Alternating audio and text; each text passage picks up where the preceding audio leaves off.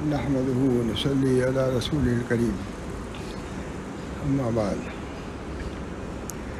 قال النبي صلى الله عليه وسلم اعملوا بطاعة الله واتقوا معاصي الله ومروا أولادكم بامتثال الأوامر واجتناب النواهي ذلك وقاية لهم ولكم من النار أو كما قال علیہ الصلاۃ والسلام۔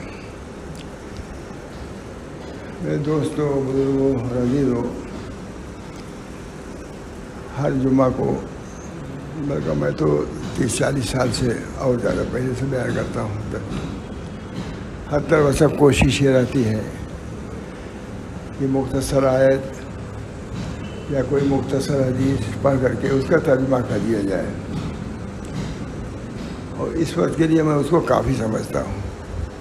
اللہ کا شکر ہے یہ سلسلہ جاری ہے۔ ماشاءاللہ ہمارے نور چرچ مولی محمود ہمارے نہ رہنے میں سلسلہ جاری رکھتے ہیں۔ اسی طرح بیت المعارف میں جو سلسلہ 30 سال تک رہا، ہمیشہ کبھی شاید ناگاہ نہ ہوتا رہا۔ اس وقت مولی مقصود صاحب اس کو جاری کیے ہوئے ہیں۔ ایک سلسلہ ہمارا جمعرات کے دن عصر کی نماز سے پہلے کا رہا، جس میں حضرت مولانا محمد احمد صاحب بھی تشریف لے آتے تھے۔ ابھی سلسلہ ہے، کرتے ہو گئے ہیں، ہاں جاری ہے، اب بھی جاری ہے، سن 84 سے الحمدللہ سلسلہ جاری ہے۔ جو کام الحمدللہ شروع کیا ہے تو کوشش کیا ہے کہ وہ جاری رہے۔ دعا کیجیے کہ اور جو سلسلے جاری ہیں وہ بھی جاری رہے، کیونکہ یہ بھی بہت بڑی بات ہے کہ کسی کام کا جاری رکھنا بھی یہ توفیق الہی ہی سے ہو سکتا ہے۔ اتنے سال 10 20 30 40 50 سال سے سلسلہ جو ہے الحمدللہ جاری۔ یہ بھی ایک سلسلہ ہے۔ نبی اکرم صلی اللہ علیہ وسلم ہر نماز کے پہلے اور بعد میں کچھ بیان فرما دیا کرتے تھے، سلسلہ یہ تھا۔ ظاہر کہ حضور صلی اللہ علیہ وسلم کا سلسلہ جاری رہا، اسی وجہ سے 10 منٹ کا ہی سلسلہ، اصل تو 10 ہی منٹ کا ہے، کوشش یہ کرتا ہوں کہ 10 ہی منٹ کا رہے۔ اس وقت ایک حدیث مجھے بلکہ ایک آیت یاد آئی، اس کو میں پڑھتا ہوں۔ حضرت موسیٰ علیہ السلام کو جب اللہ تعالیٰ نے فرعون کے پاس بھیجا تو انہوں نے دعا کی، اور زبردست دعا، جبکہ ان کے پاس الذھب بنانے والا عصا بھی تھا، ید بیضا بھی تھا، لیکن اس کو انہوں نے کافی نہیں سمجھا۔ انہوں نے کہا اے اللہ میرے سینے کو کھول دیجیے۔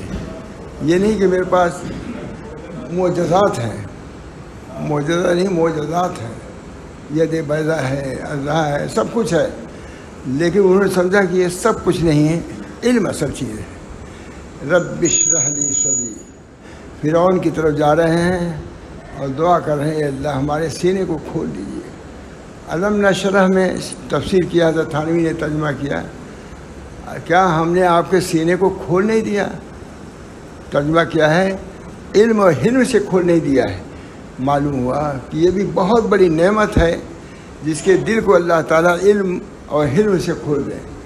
علم سے روشنی ملتی ہے اور حلم سے رکاوٹ ملتی ہے، برداشت کرنے کی قوت ملتی ہے۔ یہ دو چیزیں دعوت و تبلیغ کے لیے اہم ہے۔ علم صحیح جس سے روشنی ملے، لیکن اس کے باوجود کچھ موانع پیش آئیں تو حلم کی ضرورت ہے تاکہ اس کو برداشت کر سکے۔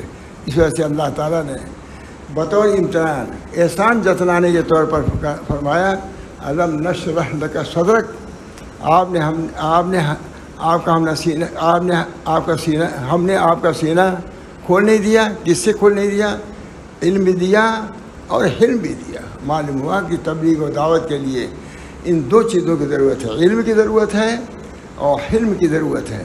اور یوں ہمارے بزرگان فرماتے تھے کہ علم کی ضرورت ہے اور رفق کی ضرورت ہے اور حلم کی، 3 چیزوں کی ضرورت ہے۔ بہرحال موسیٰ علیہ السلام کو جب بھیجا گیا فرعون کی طرف تو انہوں نے یہی دعا کیا اے اللہ ہمارے سینے کو کھول دیے۔ رب اشرح لی صدری، سب ہمارے وہ معجزات ہیں، ید بیضا بھی ہے اور عصا بھی ہے، سب کچھ ہے، لیکن دعوت و تبلیغ کے لیے اس کی ضرورت نہیں ہے۔ فرعون کے پاس اس کو لے جانا نہیں چاہا، کس کو لے جانا چاہا؟ علم کے لے جانا چاہا۔ اور حلم کو لے جانا چاہا ہے، شرح صدر کو لے جانا چاہا، دل کی قوت کو لے جانا چاہا، دل کی صفائی کو لے جانا چاہا، اور ان چیزوں کو نہیں لے جانا چاہا۔ رب اشرح لی صدری، اے اللہ ہمارے سینے کو کھول دیے۔ ویسر لی رب اشرح لی صدری ویسر لی امری، ہمارے معاملے کو آسان کریے۔ اس علم بھی ہو، شرح صدر بھی ہو، لیکن جب تک آپ آسان نہیں کریں گے کوئی چیز آسان نہیں ہو سکتی۔ کتنی لجاجت ہے، کتنے میرے دوستوں تواضع ہے، کتنی نیستی ہے کہ سب کچھ ادھر تو معجزات کو چھوڑا، ایسا علم اور علم بھی حاصل ہو گیا۔ جب بھی کیا کر رہے ہیں، ویسر لی امری، ہمارے معاملے کو آسان کر دیے۔ جب آسان کریں گے تبھی آسان ہوگا۔ معلوم ہوا کہ ان چیزوں کی ضرورت ہے۔ اللہ تعالی ہم سب لوگوں کو اس وقت جس دور سے ہم چل رہے ہیں، ہم کو دعا بھی کرنا چاہیے کہ اللہ تعالی ہمارے معاملے کو آسان فرما دے، ہمارے اندر صلاحیت پیدا فرمائے، صلاحیت پیدا فرمائے۔ کام کرنے کی صلاحیت بھی ضروری ہے، مگر رجوع اللہ کی طرف، اپنے اختیار اور اپنی قدرت پر بھروسہ نہ ہو، بلکہ یہ سب چیزوں میں اللہ پر بھروسہ ہو۔ اللہ مدد فرمانے والا ہے۔ لا حول ولا قوت الا باللہ۔ رب اشرح لی صدری ویسر لی امری واحلل عقدۃ من لسانی یفقہوا قولی۔ بہرحال یہ ضمنی بات تھی، میں نے حدیث جو پڑھی ہے وہ بھی نہایت اہم ہے۔ نبی اکرم صلی اللہ علیہ وسلم ارشاد فرما رہے ہیں، یہ حدیث زیادہ مشہور بھی نہیں ہے، ایک شامی عالم نے اس کو لکھا اپنی کتاب میں، اعملوا بطاعت اللہ، اللہ کی طاعت پر عمل کرو۔ بہت زبردست، اعملوا بطاعت اللہ، کہیں حدیث پڑھی نہیں، اعملوا بطاعت اللہ واتقوا معاصی اللہ ومروا اولادکم بامتثال الاوامر واجتناب النواہی ذالک لکم من النار۔ عمل کرو، طاعت پر عمل کرو، اور طاعت سے مراد صرف نماز نہیں ہے، بلکہ طاعت میں اعمال صالحہ بھی داخل ہیں، اخلاق حسنہ بھی داخل ہیں، معاملات شرعیہ بھی داخل ہیں، آداب اسلامیہ داخل ہیں، سب اعملوا بطاعت اللہ میں داخل ہیں۔ کیونکہ دین صرف عبادت کا نام نہیں ہے، دین اخلاق کا نام ہے، دین معاملات کا نام ہے، دین آداب کا نام ہے۔ ادبنی ربی فاحسن تادیبی، میرے رب نے مجھ کو ادب سکھایا تو میرا ادب اچھا ہو گیا ہے۔ وعلمنی ربی فاحسن تعلیمی، میرے رب نے مجھ کو سکھایا تو میرا سیکھنا اچھا ہو گیا۔ جب تک اس گھاٹ سے ہم پانی نہیں پئیں گے، ہم کو سرابی نہیں ہو سکتی، اور دینی ہم کو وقار اور دینی عزت اور دینی کامیابی نہیں حاصل ہوتی۔ وہی اسی گھاٹ سے پیجو گے جو جس سے نبی اکرم صلی اللہ علیہ وسلم پیے ہیں، اسی گھاٹ سے پینا ہوگا۔ وہ کیا ہے؟ تب ہمارے علم میں جلا پیدا ہوگا، ہمارے علم میں نور بہرا ہوگا، ہمارے علم کے ساتھ ادب ظاہر ہوگا۔ اللہ تعالیٰ اس طرح تو رکھ دیتے ہیں۔ اعملوا بطاعت اللہ واتقوا معاصی اللہ۔ دوسری بات یہ فرمایا کہ اللہ تعالیٰ کے احکام کی اطاعت کرو اور اللہ کے معاصی سے بچو۔ اعملوا بطاعت اللہ واتقوا معاصی اللہ، اور اللہ کے معاصی سے بچو۔ اللہ کی نافرمانی بہت زیادہ مضر ہے مولانا، معصیت آگ ہے، جہاں تک ممکن ہو معصیت سے بچو۔ تم کو دوسرے جلانے کی ضرورت ہے، تم خود اپنے کو جلا دو گے۔ اگر معاصی میں پڑے رہو گے خود اپنے کو جلا دو گے۔